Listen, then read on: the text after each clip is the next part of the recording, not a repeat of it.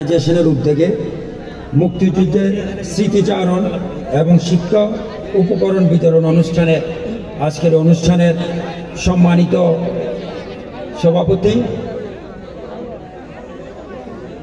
মঞ্চভূষ্ট আজকের এই পৌরসভার বিভিন্ন ওয়ার্ড থেকে আগত আমাদের কৃতি সন্তান, সমাজসেবক, বিশিষ্ট রাজনীতিবিদ এবং যারা এখানে রাজনীতিতে থেকে সমাজসেবা করে যাচ্ছে, বিভিন্ন ওয়ার্ড থেকে আগত সুধী সমাবেশ এবং বিশেষ করে আজকে যারা শিক্ষা উপকরণ গ্রহণ করবে, আমাদের অত্যন্ত স্নেহভাজন এবং যারা এই সমাজের আগামী দিনের ভবিষ্যৎ কোমলমতি শিক্ষার্থীবৃন্দ, আমি আমার ব্যক্তিগত পক্ষ থেকে এবং আমি যেহেতু দল করি বাংলাদেশ জাতীয়তাবাদী দল বিএনপির পক্ষ থেকে সর্বপ্রথম ধন্যবাদ জানাচ্ছি এই ইউনাইটেড সোশ্যাল ওয়েলফেয়ার অর্গানাইজেশন যারা করেছে, বিশেষ করে আমাদের বিশিষ্ট আমার স্নেহের ছোট ভাই এবং রাজনীতিবিদ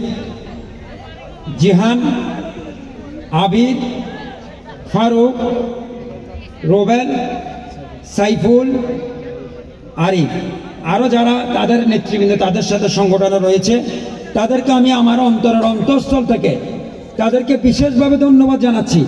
আজকের এই সুন্দর একটা অনুষ্ঠান পৌরসভায় উপহার দেওয়ার জন্য এবং আমাকে একজন নগণ্য ব্যক্তি হিসাবে এই অনুষ্ঠানে প্রধান অতিথি করার জন্য তাদের কাছে আমি খুব কৃতজ্ঞ, তাদেরকে ধন্যবাদ জানাচ্ছি। আমি বক্তব্য দীর্ঘায়িত করব না, যেহেতু আমাদের অনেক ছোট ছোট ভাইরা এখানে এসেছে, তাদেরকে শিক্ষার উপকরণ দিবে এবং মহান বিজয় দিবসে যেহেতু স্মৃতিচারণ অনুষ্ঠান বলেছে, অনেক রাত হয়েছে, ঠান্ডাও পড়তেছে, আমি দুই একটি কথা বলে আমার বক্তব্য শেষ করব। এবং যারা আজকের এই শিক্ষার্থী বিজয় দিবস আজকে আমরা যে পালন করার জন্য ডিসেম্বর মাস শুরু করেছে, এই ডিসেম্বর মাস পুরাটাই আমাদের জন্য মহান বিজয়। বিজয় এসেছে যেই লাল সবুজের পতাকায় আমরা হাতে নিয়ে যখন বাঙালি বাংলাদেশি যেটাই বলি, আমরা যখন করেছি এই যুদ্ধের মাধ্যমে আমরা স্বাধীনতা অর্জন করেছি। এই 16ই ডিসেম্বর, এই ডিসেম্বর মাসে তাদেরকে 30 লক্ষ মা বোনকে আমি শহীদকে শ্রদ্ধার সাথে স্মরণ করছি, সাথে সাথে স্মরণ করছি আমার প্রাণপ্রিয় নেতা, এই বাংলাদেশের রাখাল রাজা, গণমানুষের নেতা, মেহনতি মানুষের নেতা, বাংলাদেশের রাষ্ট্রনায়ক এবং সার্কের প্রবক্তা, ইসলামী বিশ্বের অন্যতম নেতা, যিনি স্বাধীনতার ঘোষণা করে যেই যুদ্ধ সংগঠিত করেছিল, আমি মেজর জিয়া বলছি, এই চট্টগ্রাম থেকে যে স্বাধীনতা ঘোষণা করেছিল আমার নেতা শহীদ প্রেসিডেন্ট মরহুম জিয়ার আমার আত্মার মাগফিরাত কামনা করে আমি আমার বক্তব্য শুরু করছি। আজকে আমরা বিজয় দিবস বলতে গেলে যেখানে আমরা বিজয় বলি, এই বিজয় কিন্তু বিজয় না। এই দেশ স্বাধীন করেছিল সেই দিন এই দেশকে একটি স্বাধীনতা উপহার দেওয়ার জন্য, কিন্তু আমরা দেখেছি এই দেশ স্বাধীন হয় নাই, আমরা স্বাধীনতা অর্জন করতে পারি নাই। স্বাধীনতা এমন একটি জিনিস, আমার বক্তব্য আমি উপস্থাপন করব, এই দেশে স্বাধীনভাবে বসবাস করব। বিগত 17টি বছর এই স্বৈরাচারণী খুনি হাসিনা স্বাধীনতাকে ক্ষুণ্ণ করে আজকে দেশ থেকে পলাতে বাধ্য হয়েছে। স্বাধীনতা আমরা এমন চাই, বাংলাদেশ জাতীয়তাবাদী দল আমার নেতা শহীদ প্রেসিডেন্ট জিয়া রহমানের উত্তরসূরি তারেক রহমানের আজকে 31 দফা বাস্তবায়নে স্বাধীনতা করতে হলে এমন স্বাধীনতা চাই, মানুষের ভালোবাসা দিয়ে, মানুষকে আমরা ভালোবাসে টেনে, মানুষের প্রাণে প্রাণ রেখে এই দেশকে সুন্দর সুচারুরূপে শিক্ষিত সমাজ গঠন করতে দেশকে উন্নত রাষ্ট্রে পরিণত করব, এটাই হচ্ছে স্বাধীনতার পথ। আমরা চাই না খুনাখুনি, আমরা চাই না কোনো হিন্দু মুসলিম বুদ্ধ খ্রিস্টানের মারামারি। আজকে যে দেশ তারা নিষ্পেষিতভাবে স্বৈরাচারণী খুনি হাসিনা স্বাধীনতা ক্ষুণ্ণ করেছিল, এজন্য আজকে বাংলাদেশের মানুষ 5ই আগস্ট ছাত্র জনতা মিলে শেখ হাসিনাকে দেশ থেকে বিতাড়িত করেছে। ইনশাআল্লাহ এই দোসরেরা আজকে দেশের স্থান নাই। আমরা এই শিক্ষিত সমাজ গঠন করতে হলে সঠিক স্বাধীনতা আজকে পাঠ্যপুস্তকে তুলে ধরতে হবে। এই পাঠ্যপুস্তক তুলে দিলে স্বাধীনতার ঘোষক হিসাবে আমার নেতা শহীদ প্রেসিডেন্ট জিয়া রহমানের নাম বাংলাদেশের আনাচে কানাচে মানুষের মনে স্থান পেয়েছে। বাংলাদেশের স্বাধীনতার ঘোষক শহীদ প্রেসিডেন্ট জিয়াউর রহমান, এই নাম মানুষ থেকে মোছা যাবে না।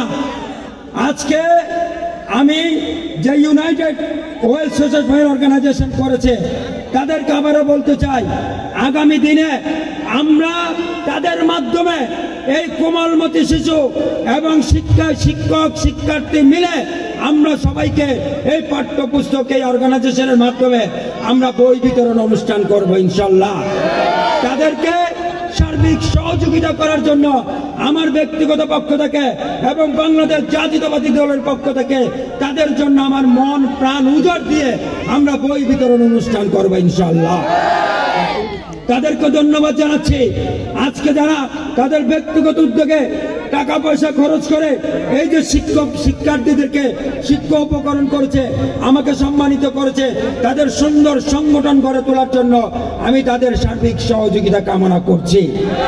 আমরা যারা এখানে বিভিন্ন সমাজসেবক রয়েছে আমরা তাদেরকে সাথে নিয়ে আমি মনে করি এই সোশ্যাল ওয়েলফেয়ার অর্গানাইজেশনের আপনারা একটা অফিস নির্ধারণ করবেন।